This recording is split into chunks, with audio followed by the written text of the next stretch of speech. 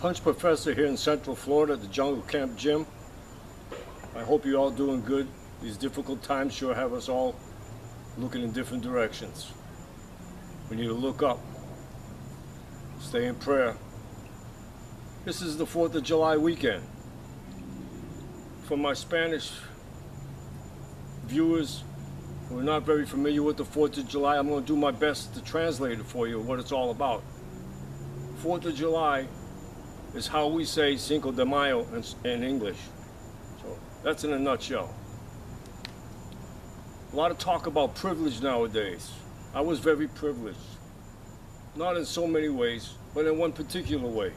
I was privileged to train boxing in Miami, Florida, in the days of Muhammad Ali, Roberto Duran, Ray Leonard, Alexis Arguello, Tommy Hearns, Aaron Pryor, actually right beside them all in the gym, many of them day after day.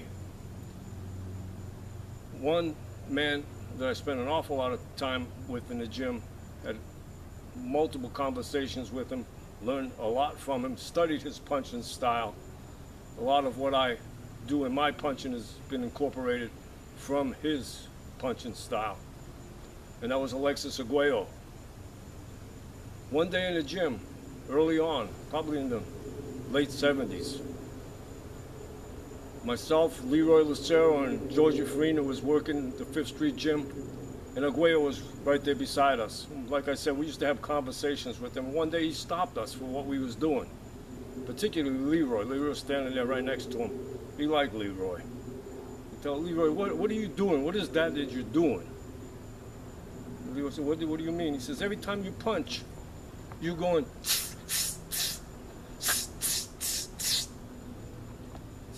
that noise you're making, why you do that? And Leroy gave him some explanation. Arguello told him, look, this is what you're doing. When you're making all that noise, you're singing a song for me.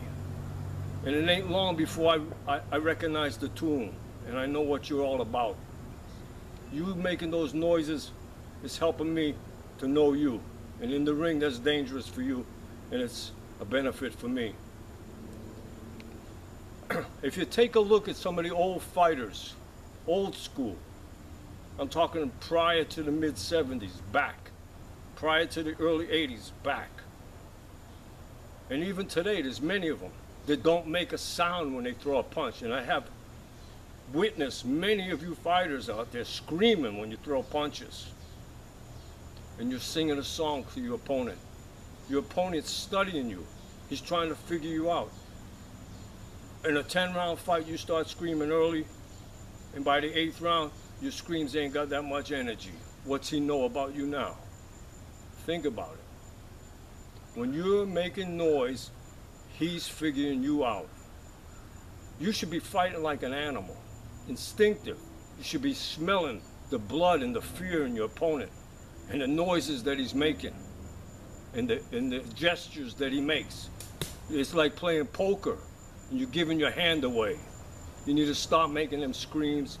You need to stop making noise. You never seen Joe Louis do it. You never seen Muhammad Ali do it. You never seen Ray Robinson do it. You didn't see Marciano do it. You didn't see Jack Dempsey do it. But you're doing it, and it's wrong. It's not smart. But that's your opinion. This ain't on the test. It's just my opinion. I just want to give you some good advice. That's what I'm trying to do, is pass along what I've learned to the viewers out there watching the Punch Professor. I appreciate you.